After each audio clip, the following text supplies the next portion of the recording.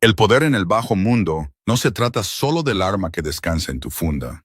Se trata de saber exactamente quién respira el mismo aire que tú.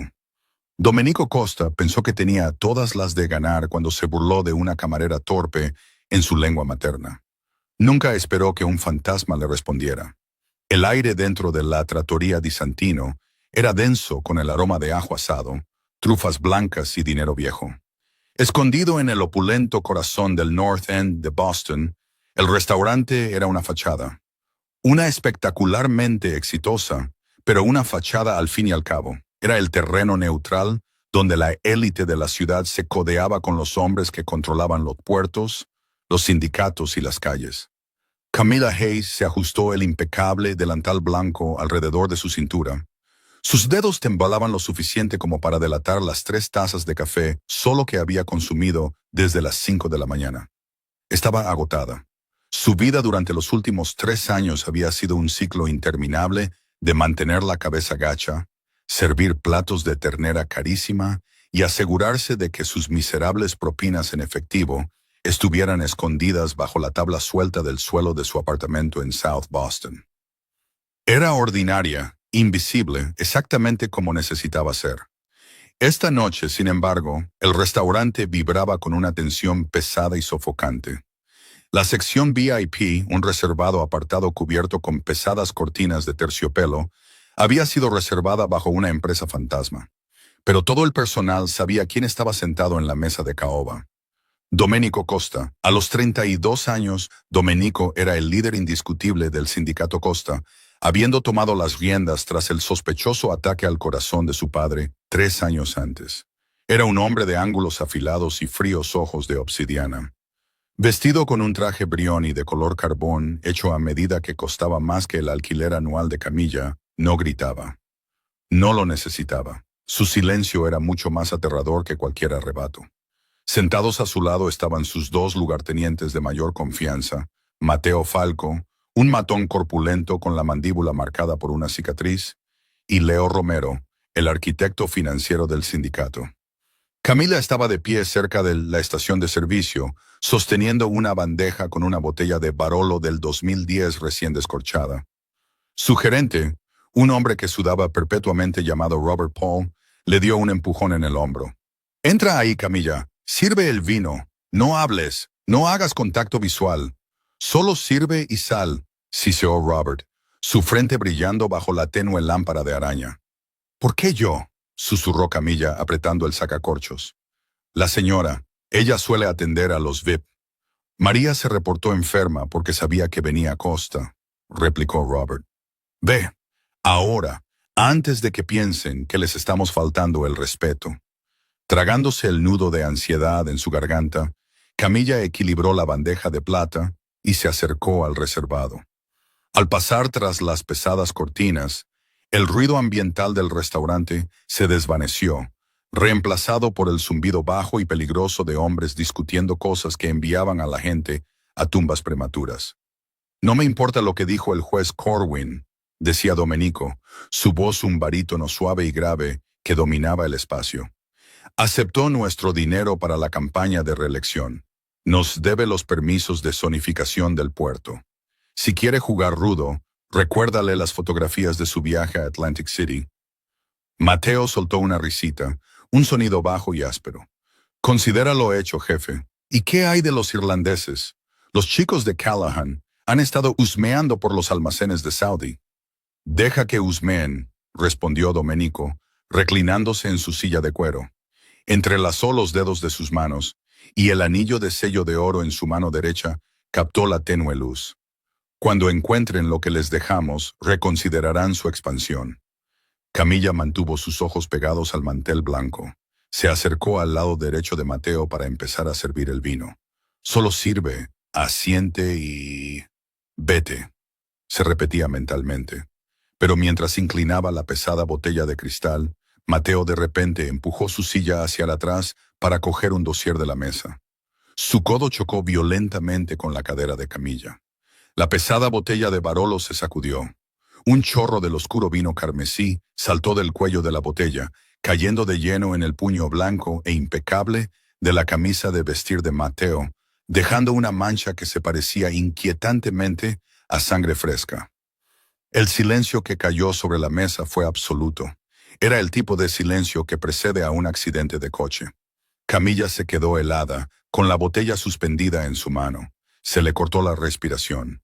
Mateo giró lentamente su enorme cabeza. Sus ojos oscuros se clavaron en Camilla con una mezcla de incredulidad y furia pura. Pequeña, estúpida. Domenico levantó una sola mano, silenciando a su matón al instante. Lentamente, dirigió su mirada hacia Camilla. Sus ojos recorrieron su barato uniforme negro, su desordenado moño cobrizo y su rostro pálido y aterrorizado. Vio exactamente lo que esperaba ver. Una camarera americana del montón, completamente fuera de lugar, temblando como una hoja en un huracán. Una sonrisa cruel y despectiva se dibujó en la comisura de los labios de Domenico.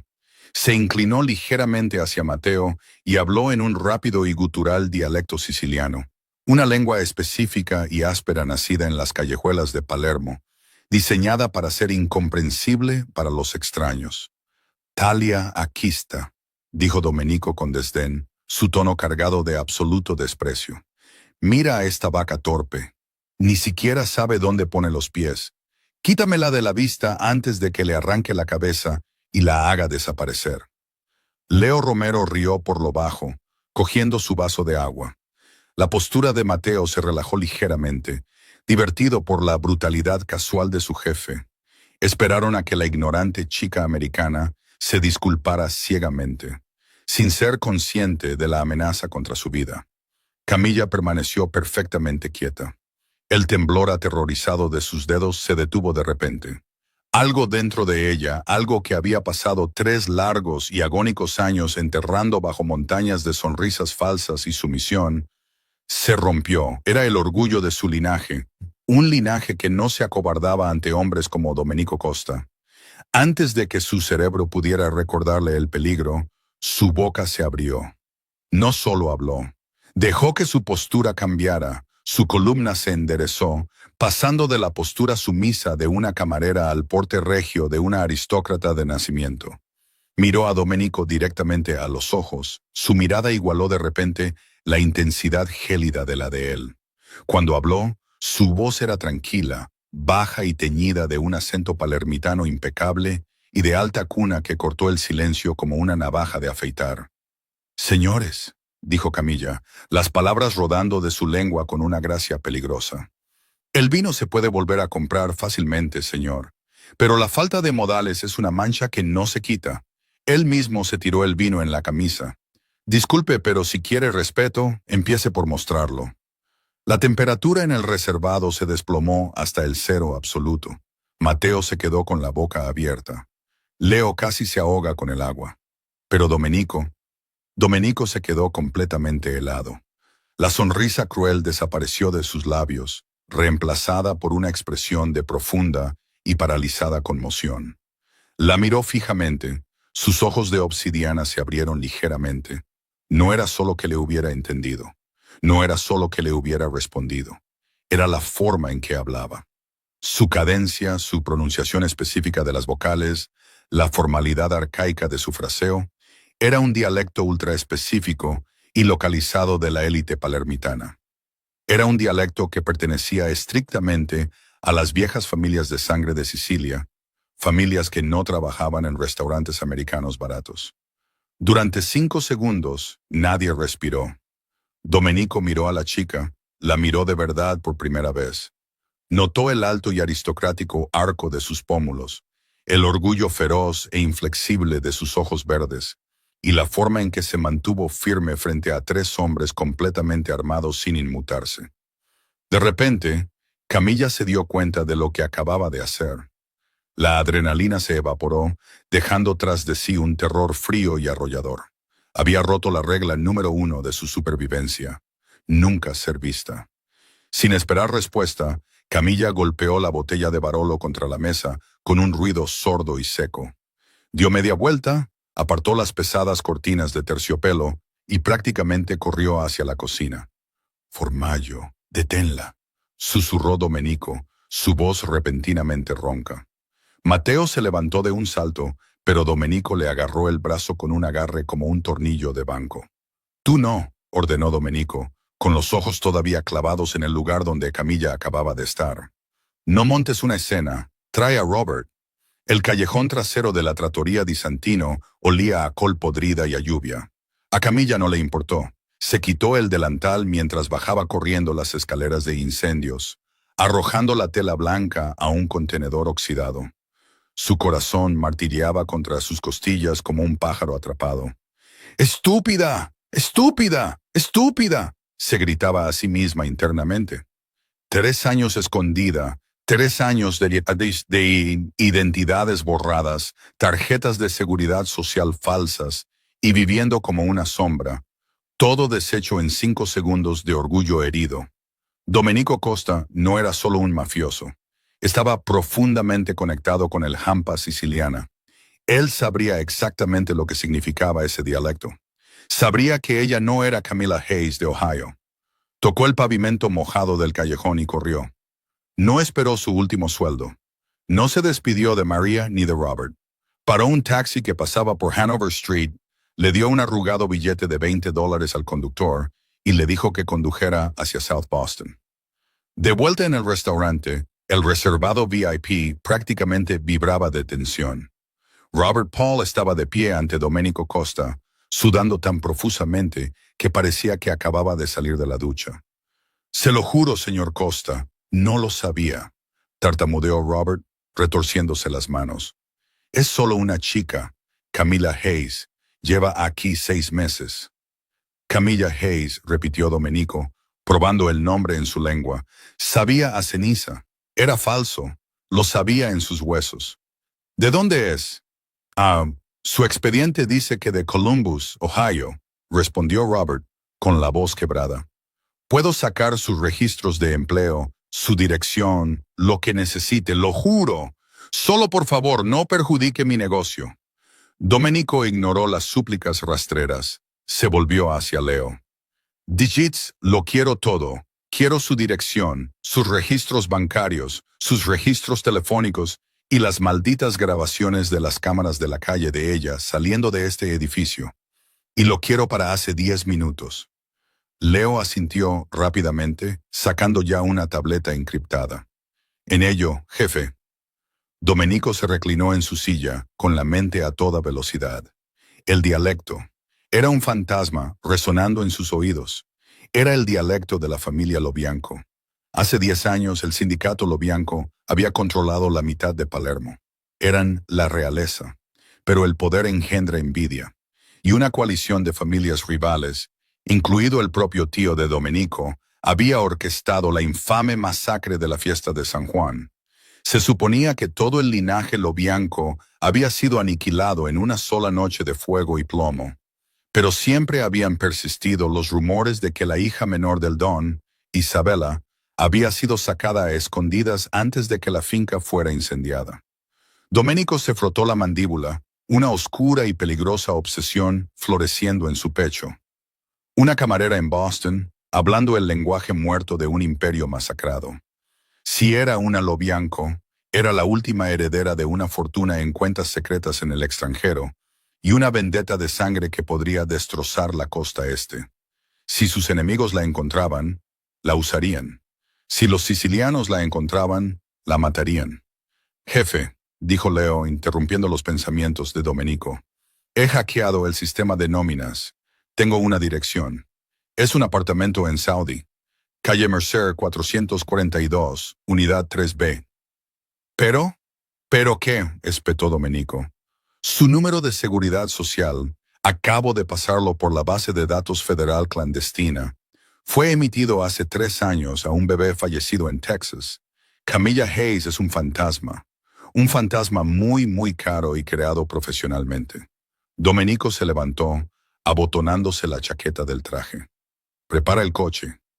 ¿Llevamos a los chicos?, preguntó Mateo, haciendo crujir sus nudillos.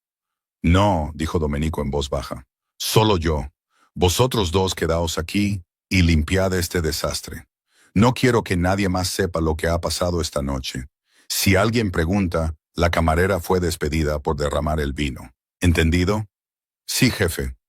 Al otro lado de la ciudad, Camilla irrumpió en su apartamento estrecho y poco iluminado. Echó el cerrojo, puso la cadena y atascó una silla de madera bajo el pomo de la puerta. Era una defensa patética contra hombres que llevaban C4, pero la hizo sentir marginalmente mejor. No encendió las luces. Moviéndose enteramente por el resplandor de las farolas, que se filtraba a través de las persianas, sacó una gastada bolsa de lona de debajo de su colchón. Había ensayado para esto. Conocía el protocolo. Del armario sacó una pila de dinero en efectivo sellado al vacío, unos $30,000 que había logrado desviar de sus fondos de emergencia antes de desaparecer por completo. Metió 2 conjuntos de ropa oscura, un teléfono desechable y un pasaporte canadiense falso a nombre de Sarah Jenkins. Luego, se arrodilló junto a la tabla suelta del suelo cerca del radiador. La levantó con un cuchillo de cocina y sacó una pesada caja de caoba forrada de terciopelo. Camilla la abrió. Dentro descansaba una Beretta 92 FS antigua, plateada. Había pertenecido a su padre, don Vincenzo Lobianco. Junto a la pistola, había una Polaroid descolorida de ella de niña, sentada en el regazo de su padre en los jardines de su finca de Palermo. Trazó el rostro de su padre con un dedo tembloroso. «Lo siento, papá», susurró. «Dejé que mi temperamento se descontrolara, tal como siempre dijiste que lo haría». Comprobó el cargador de la Beretta. Completamente cargado. Corrió la corredera, introduciendo una bala en la recámara con un chasquido metálico y seco que sonó ensordecedor en el silencioso apartamento. Se metió la pistola en la cinturilla de sus vaqueros, cubriéndola con su sudadera oscura. Cerró la cremallera de la bolsa de lona y se la colgó al hombro. Necesitaba llegar a la estación del sur. Si podía coger el Amtrak de medianoche a Montreal, podría desaparecer de nuevo antes de que los hackers de Costa desenredaran su red. Camilla caminó hacia la puerta, extendiendo la mano hacia la silla de madera encajada bajo el pomo. De repente, se detuvo. Los pelos de la nuca se le erizaron. El aire en el apartamento pareció espesarse, volviéndose pesado y quieto. Screech. Clic. Fue un sonido tan débil que casi no lo oyó. El sonido de una ganzúa deslizándose en su cerrojo. Camilla retrocedió lentamente de la puerta, su mano bajando hacia la fría empuñadura de la Beretta en su cintura. Se movió en silencio hacia la ventana de la escalera de incendios, pero al mirar a través de las persianas, vio un elegante Mercedes negro aparcado en el callejón de abajo. Un hombre enorme con traje. No era Mateo. Alguien más estaba apoyado en el capó, fumando un cigarrillo. Su salida estaba bloqueada. Clic. Tunk. El cerrojo se soltó. La cadena traqueteó cuando la puerta se abrió hacia adentro, tensándose contra la silla de madera. Camilla. Una voz profunda y aterciopelada resonó desde el pasillo. Era Domenico. No sonaba enfadado. Sonaba fascinado. «¿O debería llamarte Isabela?» A Camilla se le heló la sangre. Lo sabía. En menos de una hora había atado cabos. «No entres aquí», gritó Camilla, sacando la Beretta y apuntando directamente a la puerta. Sus manos ya no temblaban. La camarera aterrorizada había desaparecido. La hija de un rey de la mafia había ocupado su lugar. «Te volaré la cabeza, Costa».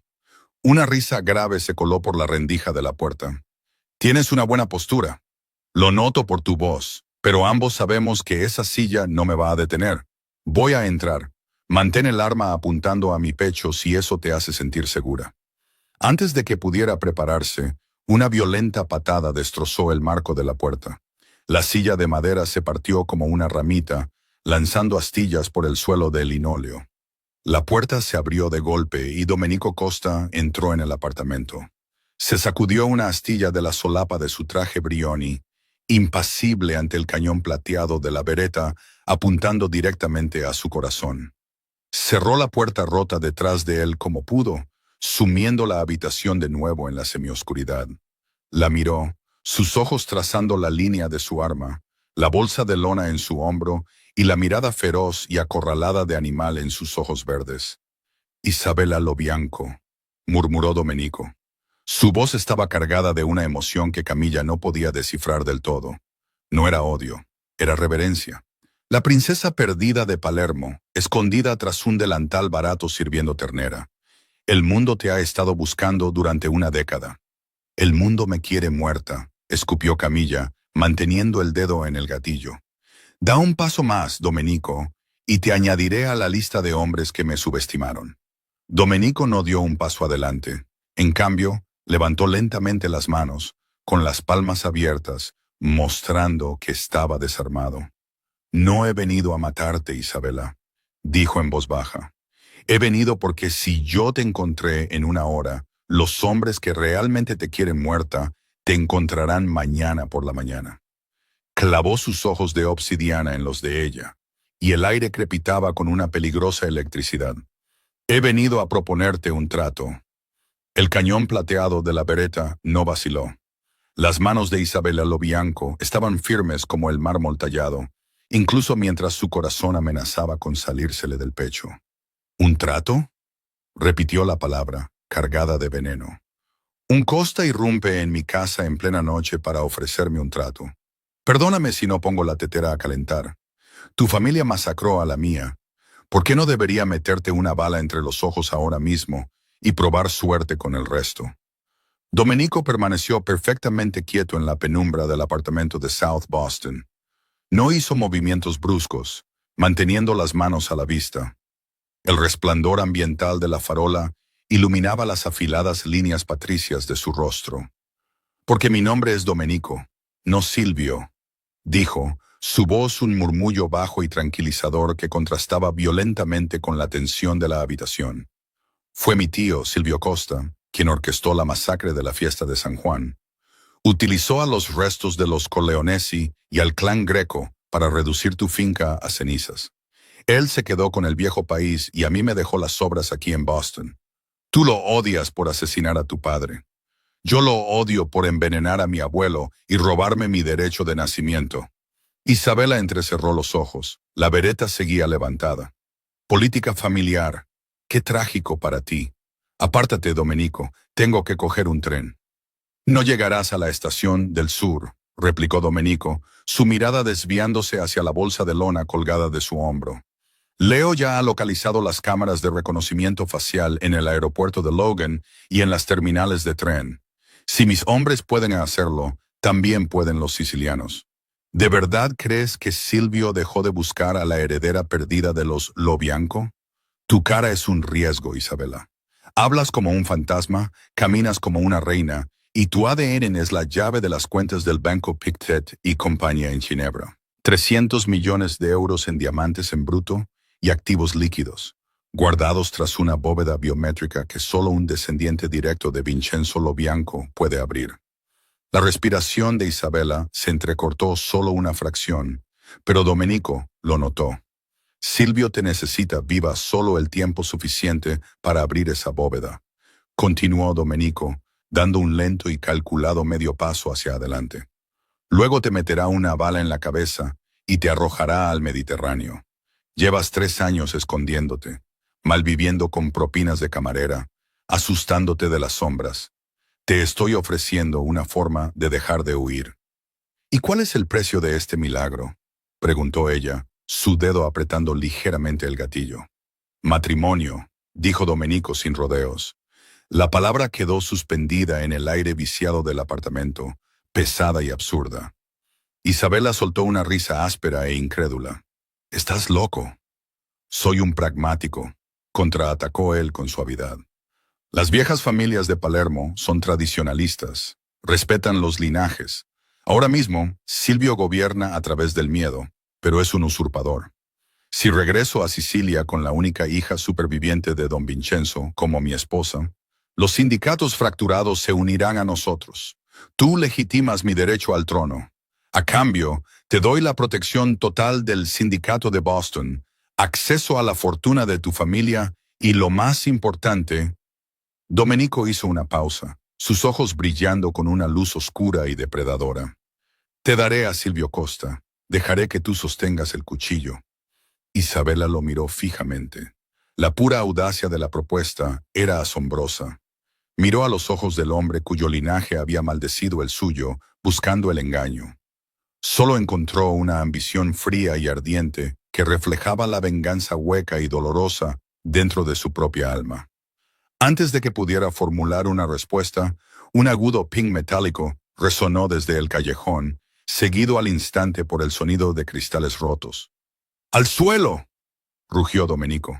Se abalanzó hacia adelante, no para atacarla, sino para derribarla al suelo. La bereta se disparó mientras Isabela caía. La bala se incrustó inofensivamente en el yeso del techo. Una fracción de segundo después, una lluvia de disparos automáticos con silenciador atravesó los finos paneles de yeso del apartamento y destrozó las persianas. Las plumas de sus almohadas baratas explotaron en el aire mientras las balas destrozaban el colchón donde había estado sentada hacía solo unos minutos. «¿Quién es?», gritó Isabela por encima del estruendo ensordecedor de la madera astillándose, cubriéndose la cabeza mientras Domenico la presionaba contra el linóleo. «No son mis hombres», gritó Domenico sacando una pesada Glock 19 de color negro mate de su funda de hombro. «Los sabuesos de Silvio deben haber detectado el ping de la base de datos federal cuando Leo comprobó tu número de seguridad social falso. Te dije que no llegarías al tren». Pasos pesados retumbaron en el pasillo. Ya no se movían a hurtadillas. Las fuertes pisadas pertenecían a sicarios profesionales, hombres con botas tácticas y suficiente poder de fuego para demoler el edificio. «Tenemos que movernos», ordenó Domenico, agarrando su bolsa de lona con una mano y poniéndola en pie con la otra. «Escalera de incendios, ahora». Isabela no discutió. La camarera, Camilla, había desaparecido. La superviviente, Isabela, tomó el control. Se apresuró hacia la ventana de la cocina, apretando con más fuerza la bereta de su padre. Domenico pateó los restos de cristal del marco de la ventana y la empujó hacia la rejilla de hierro oxidado de la escalera de incendios. El frío aire nocturno de Boston le mordió la cara. Había empezado a llover, haciendo resbaladizas las escaleras de metal.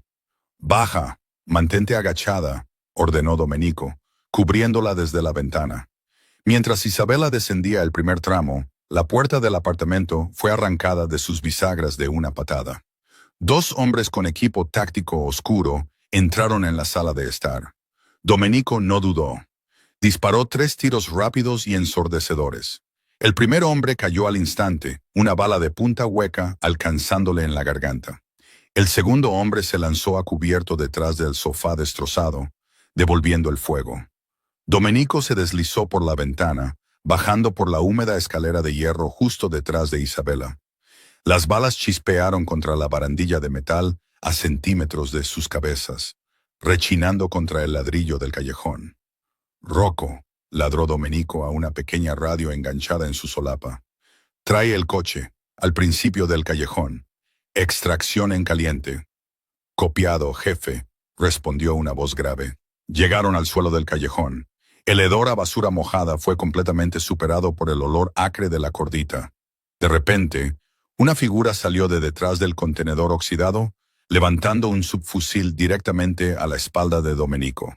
Isabela no pensó. La agotadora memoria muscular inculcada por los instructores de seguridad privada de su padre, una década atrás, se activó. Levantó la bereta, alineó las miras con ambos ojos abiertos y apretó el gatillo 2 veces. ¡Crack!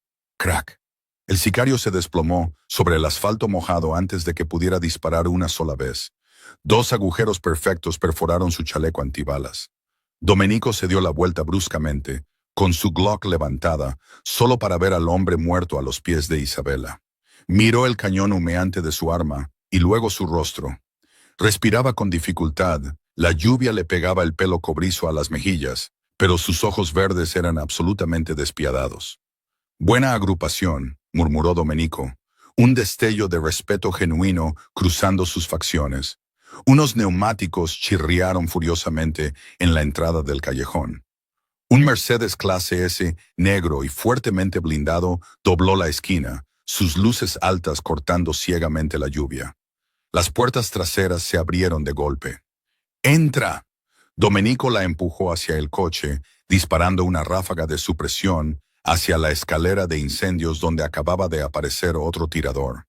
Isabela se lanzó a los ricos asientos de cuero, con Domenico amontonándose justo detrás de ella. ¡Conduce!, le rugió a Rocco. El pesado sedán coleó sobre el pavimento mojado, el motor rugiendo mientras se lanzaba a la calle Mercer, dejando muy atrás el apartamento en llamas y a los hombres muertos. Durante 10 minutos, el interior del coche estuvo en perfecto silencio, salvo por el golpeteo rítmico de los limpiaparabrisas y la dura respiración cargada de adrenalina de sus ocupantes. Isabela permaneció acurrucada contra la puerta del pasajero, con la bereta todavía firmemente en su regazo. Domenico guardó su arma y sacó un pañuelo de seda de su bolsillo, presionándolo contra un rasguño superficial y sangrante en su pómulo izquierdo, donde un fragmento de ladrillo lo había alcanzado. La observó en la tenue luz del espejo retrovisor. «Me salvaste la vida ahí atrás», declaró Domenico en voz baja. «Me salvé mi propia vida», corrigió Isabela, su voz temblando ligeramente ahora que el peligro inmediato había pasado. «Simplemente estabas en medio». Una sonrisa leve y peligrosa asomó a los labios de Domenico. Metió la mano en un compartimento oculto en el reposabrazos, sacando un decantador de cristal de whisky escocés y 2 vasos pesados. Sirvió una medida para cada uno y le entregó uno a ella. «Bebe. Ayuda con los temblores», dijo. Isabela tomó el vaso bebiendo el líquido ambarino de un solo trago ardiente. El calor ardiente se extendió por su pecho, anclándola a la realidad. «¿A dónde vamos?», preguntó, mirando las luces borrosas de la ciudad. «A mi finca en Brookline», respondió Domenico, sirviéndose una copa. «Es una fortaleza, 3 acres, densamente arbolada, 30 guardias armados en rotación y completamente fuera de la red. Los hombres de Silvio no se acercarán a menos de 1 milla de las puertas sin ser convertidos en queso suizo. ¿Y luego qué?». Isabela giró la cabeza, clavándole una mirada penetrante. «¿Qué pasa cuando lleguemos detrás de tus impenetrables muros, Domenico? ¿Soy una invitada o una prisionera?». Domenico se reclinó en el cuero, haciendo girar el whisky en su vaso. «Eso depende enteramente de ti, Isabela. Si rechazas mi oferta, eres un riesgo. Te daré un nuevo pasaporte, $100,000 en efectivo, y te pondré en un jet privado a cualquier parte del mundo. Pero ambos sabemos el alcance de Silvio. Pasarás el resto de tu vida mirando por encima del hombro hasta que inevitablemente te atrapen». Se acercó más, y el olor a colonia cara, lluvia y pólvora la envolvió. «Pero si dices que sí», continuó Domenico en voz baja, «cruzarás esas puertas no como una prisionera, sino como la futura reina del sindicato Costa. Forjamos una alianza. Tomamos el vuelo a Ginebra. Vaciamos las bóvedas de Pictet y compañía, y compramos suficiente poder de fuego para marchar sobre Palermo y reducir a cenizas el imperio de Silvio». Isabela miró el vaso vacío en sus manos. La vida de Camilla Hayes estaba muerta, enterrada bajo los escombros de un apartamento de South Boston. Nunca podría volver a servir vino y ocultar su acento. La sangre de don Vincenzo Lobianco exigía más que la supervivencia. Exigía un ajuste de cuentas. Levantó la vista, encontrando la mirada oscura y calculadora de Domenico. Vio el peligro en él, la crueldad que lo convertía en un rey del hampa. Pero también vio un arma que podía empuñar. «Tengo condiciones», dijo Isabela. Su voz se volvió gélida. La sonrisa de Domenico se ensanchó. Era algo aterrador y hermoso. «No esperaría menos de una Lobianco. Dímelas. Compartimos el poder por igual. No soy una esposa trofeo para ser exhibida y mantenida en la oscuridad. Asisto a las reuniones. Reviso los libros de contabilidad. Y cuando finalmente acorralemos a Silvio Costa». Su agarre en el vaso vacío se tensó hasta que sus nudillos se pusieron blancos. «Soy yo quien aprieta el gatillo». Domenico levantó su vaso hacia ella en un brindis silencioso. «De acuerdo». Mientras las pesadas puertas de hierro de la finca de Brookline surgieron de la oscuridad, abriéndose para dejar pasar al Mercedes blindado, Isabela se dio cuenta de que acababa de venderle su alma al diablo. Pero mientras observaba a los guardias fuertemente armados desplegarse por el perímetro, supo una cosa con certeza. Finalmente, había terminado de esconderse. El aire subterráneo dentro de las bóvedas privadas del Banco Pictet y compañía en Ginebra era estéril, con un ligero olor a ozono y papel viejo. Isabela se paró frente a la enorme puerta reforzada con titanio de la bóveda 714. Su mano descansaba ligeramente sobre el escáner biométrico. A su lado, Domenico Costa observaba en silencio, su presencia un peso oscuro y anclador en la inmaculada instalación suiza. Habían pasado 6 semanas desde la sangrienta noche de Boston. 6 semanas de documentos falsificados, jets privados y una ceremonia de boda oficiada en una capilla de Brookline con poca luz y solo guardias armados como testigos. Su matrimonio era un contrato firmado con pólvora y ambición. Sin embargo, en los momentos de calma entre el caos, una peligrosa e innegable gravedad los había unido. Domenico no era solo un escudo. Él era un espejo, reflejando el mismo impulso despiadado que ardía dentro de ella. «Mademoiselle Lobianco», murmuró Monsieur Laurent, el gerente principal de la bóveda, con la mirada desviada en profesional deferencia. «La secuencia genética está confirmada. La bóveda es suya». La pesada puerta de acero siseó, desellándose con un profundo golpe neumático antes de abrirse. Dentro, el legado de don Vincenzo Lobianco esperaba. Pilas de bonos al portador de alta denominación cubrían la pared izquierda. En el centro, descansando sobre un pedestal forrado de terciopelo, había 3 maletines. Isabela entró.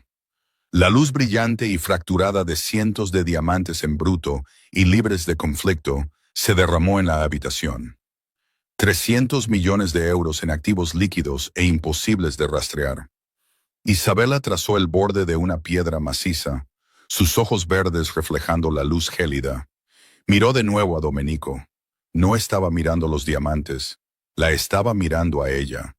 «Con esto», dijo Isabela, su voz resonando en la cámara de hormigón, «no solo compramos un ejército, compramos Palermo».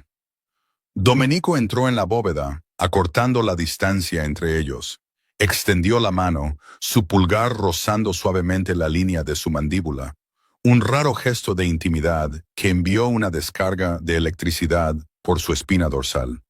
«Silvio no nos verá venir», prometió, su voz un murmullo grave. «Partimos hacia Sicilia esta noche».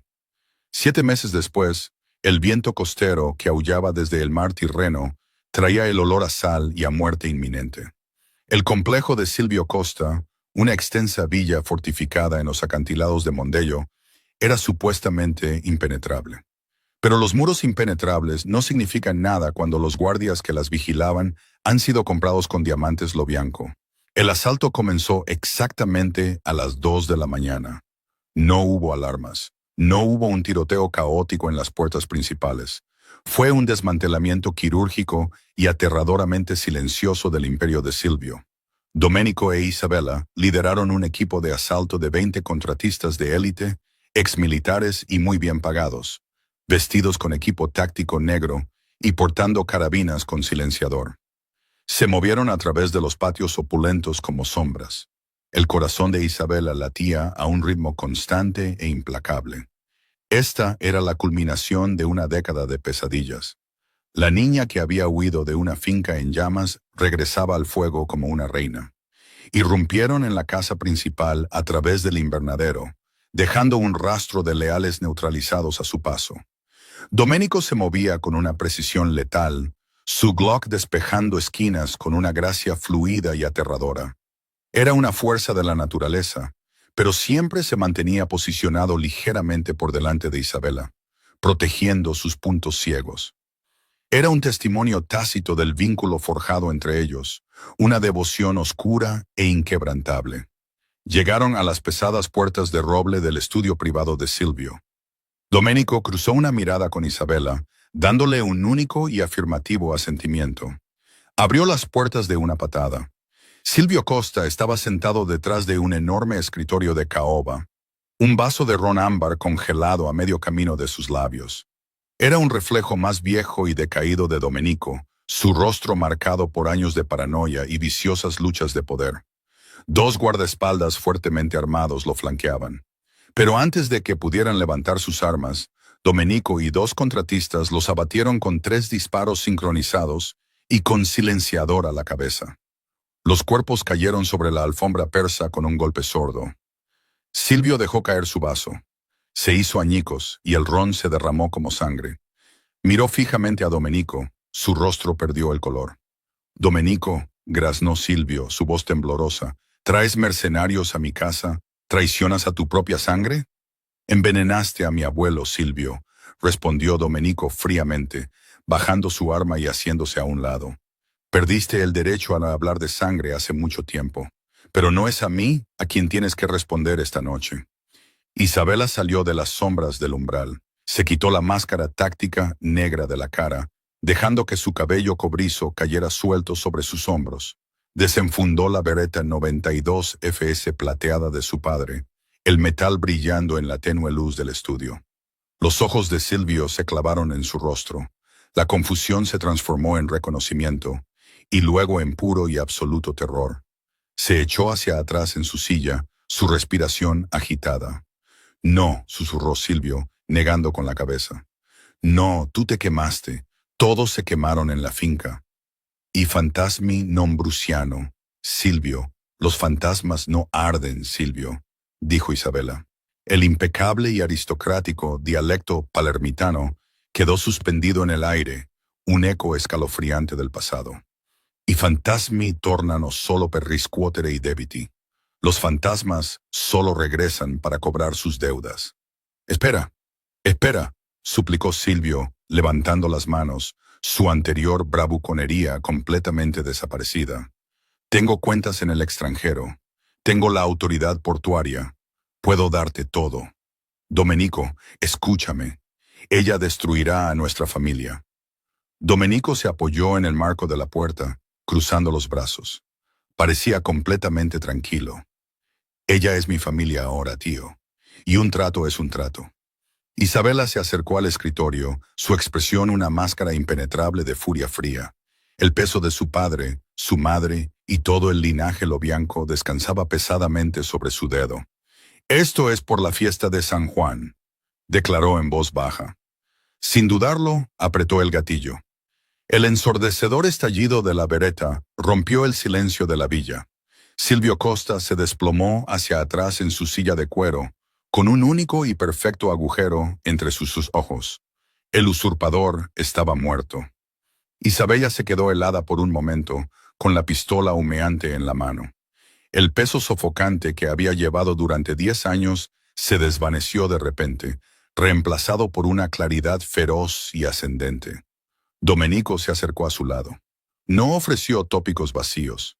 En cambio, extendió la mano y tomó la de ella, entrelazando sus dedos. Era un voto silencioso de asociación, un ancla física tras su venganza. Está hecho, murmuró Domenico, mirando el cuerpo y luego a su esposa. Los sindicatos están unidos. El trono es nuestro. Isabela miró al hombre que la había sacado de las sombras y le había dado el mundo.